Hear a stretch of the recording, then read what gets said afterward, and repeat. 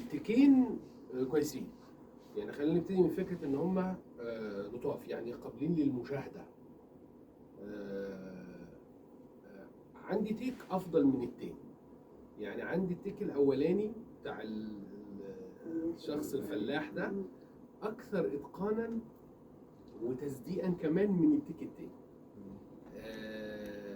وده يمكن راجع لفكره ان الكاركتر بتاع الفلاح شويه اقرب ومتداول، نتفرج عليه كتير.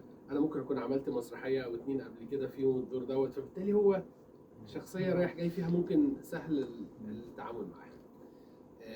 التاني شويه انا ما فهمتوش، يعني هو تحس ان هو عنده شيء من التاخر العقلي، على شيء من عدم الوعي، على شويه استعباط، يعني كنت ساعات بحس انه بيستعبط مش حقيقي. غير ان الجزء ده في التيك التاني اللي هو اقصد منطقه العين بتكشف لي وعي الشخصيه ان هو مش متاخر عقليا. يعني خد بالك من حاجه، لو انت الشخصيه ما هضمتهاش داخليا واكتفيت بس بالفورم الخارجي هتفضحك عينيك، العين هي اللي تفضحك. يعني انت لو عايز تقفش ممثل وتشوف هو ان مود ولا اوت اوف مود او ان كاركتر او بره الشخصيه، انت بص في حاجتين، بص في عينيه وبص في البادي لانجوج. سيبك من الكلام، لان الكلام ساعات بيبقى المؤلف كاتب كلام حلو وحواره حلو يلهيك انت كمشاهد فتعيش مع الحوار. فدول اللي تقدر من خلالهم تحط ايدك على حقيقه تناول الممثل.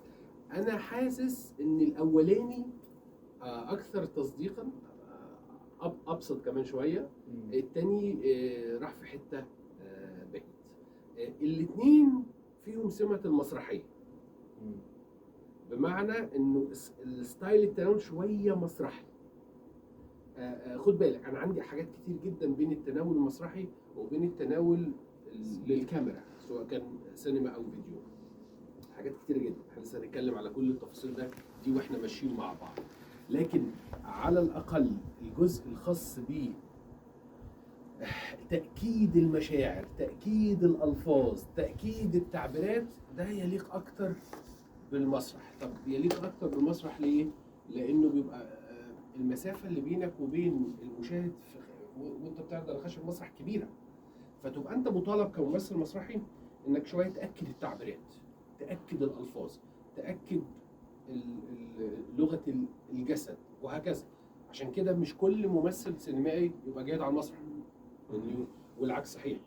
فهنا ده جزء برضو خليه في بالنا انا وانت، يعني هنبقى مهلا اللي بتفرج على التكاد قلت لك انا عايز اتعرف فنيا عشان اعرف ايه الحاجات اللي انا عايز اشتغل عليها انا وانت. فاهم قصدي ايه؟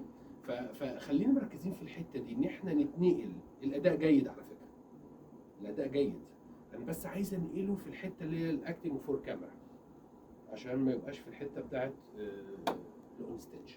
اوكي، شكرا.